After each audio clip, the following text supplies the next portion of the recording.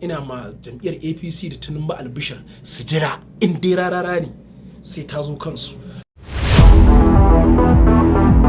Ƙarshe fa da ya raina mana hankali lokacin da aka zo aka ce an cire tallafin man nan sai waka Fatima mai zogale. Kaga wannan ya mai da mu kawai kaman dabbobi sai dai a yi wani waka zogale. Assalamu alaikum wa rahmatullahi ta'ala wa barakatuhu. Kaman yadda jama'a da yawa suka sani, sunana Honorable Ado Lawan Kutama. Ina son ɗan yin tsokaci ne akan abubuwan da suke ta faruwa, ake ta magana akan Dauda Kahutu Rarara. To da gaskiya ban so in yi magana ba a kai, to amma abin da ya sa na yunkura zan ce wani abu saboda ina da abin faɗa. Abin da ya sa na ce ina da abin faɗa, ni ina daga cikin mutanen da suka san Rarara tun daga ƙasa, so ya kamata in yi bayani. Da yawa waɗanda suke maganganu a kansa din na saurare su, na jiji abin da suke faɗa, to amma abin da na fahimta su ne su sunansa suka sani, bi ma'ana sai da ya zama wani abu suka san shi suka ji shi, so shi sa akwai bambanci tsakanin da su. Da farko abin da ya kamata mu tambaya shine waye Rarara kuma daga ina ya fara.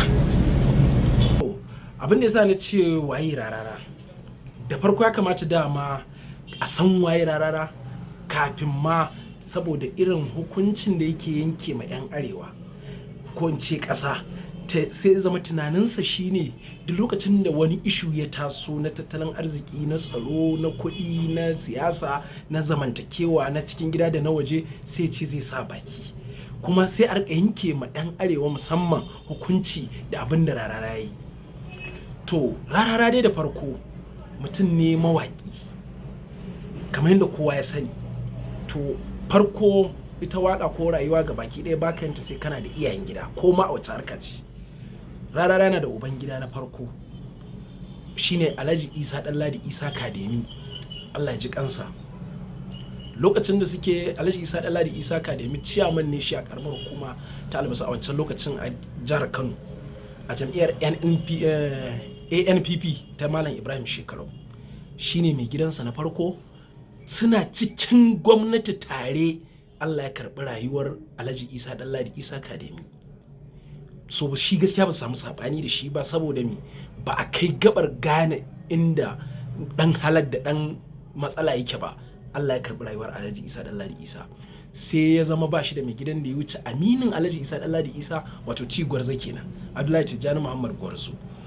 Da suka zama suna, shine mai gidansa ya taimasa waƙoƙi, jama'a da yawa sun san shi ne turu waƙoƙin shi Abdullahi Tijjani Gwarzo, kamar da ya yi ruwa baba din nan da sauran waƙoƙi. Sai Abdullahi Tijjani Gwarzo aka zo jam'iyyar APC suka samu matsala da Kwankwaso a lokacin a 2015. Shi kuma Rarara yana tare da, a lokacin yana tare da bangaren Kwankwaso. Wani kafin nan Rarara ya tare da Shekarau a jam'iyyar NPP bayan rasuwar Alhaji Isa Ɗanladi Isa. Ya zo sai APC da ta zo, sai Malam Ibrahim Shekarau ya zauna a jam'iyyar PDP, sai ya yi mashi, kun san shi ya mashi Shekarau waƙar da har yau ba taɓa mashi Shekarau irin ta ba, wato Sanaki sai Allah. Shi ma Rararan har yanzu bai taɓa yin waƙa wadda ta kama da wannan waƙa Sanaki sai Allah din ba, wadda ya Malam Ibrahim Shekarau.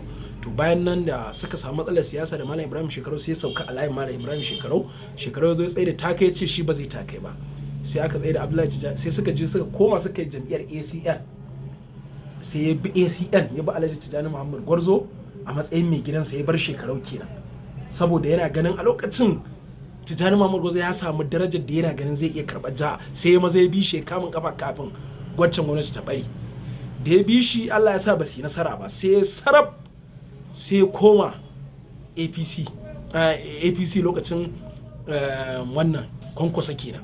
Da ya koma gidan Kwankwaso ana wannan siyasar, sai idan ba ku manta ba, sai ya zo ya yi ma Alhaji Tijjani Muhammad Gwarzo mai gidansa kenan, sai ya masa waka ta zambo wanda yake cewa na Ingabu ya ce ai dawa da baɗi, mu sak general ya faɗi.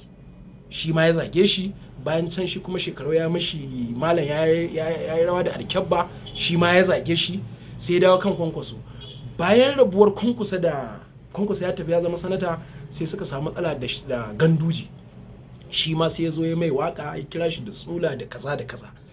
Bayan wannan sai ya koma Ganduje yake, lokacin da yake ganin kamar gwamnatin Ganduje ba ta da tasirin da za ta iya kafa gwamnati a lokacin, matsaloli sun zo sun taru akan ta, ya tabbatar za a iya rasa wannan gwamnatin, sai ya dawo ya koma gidan Sha'aban Sharaɗa. Da ya je ma Sha'aban Sharaɗa waƙoƙi, shi ma nan ya zo aka yi duk abin da za a yi. Ƙarshe me ya faru? Sai ya zo ya zage Sha'aban Sharaɗa, ya ce ai shi ya ɗauki ma nauyin takara, shi ya tsaye da shi ma takarar gabaki da takara fa ta gwamna, kamar Rarara a ce shi ya ɗauki nauyin ta gabaki da. Jama'a ku yi alƙalanci.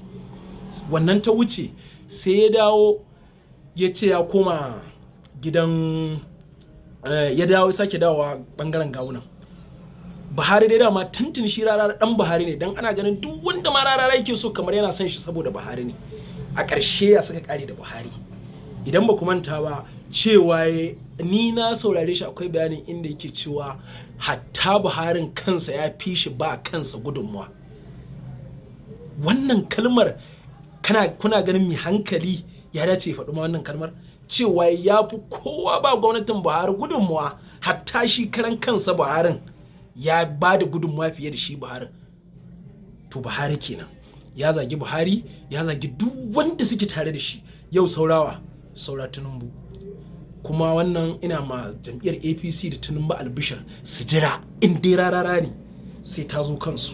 To wannan ina faɗin kaɗan daga cikin halayen Rarara ne kafin zo in yi magana akan abin da ke faruwa tsakanin Rarara da al'umma.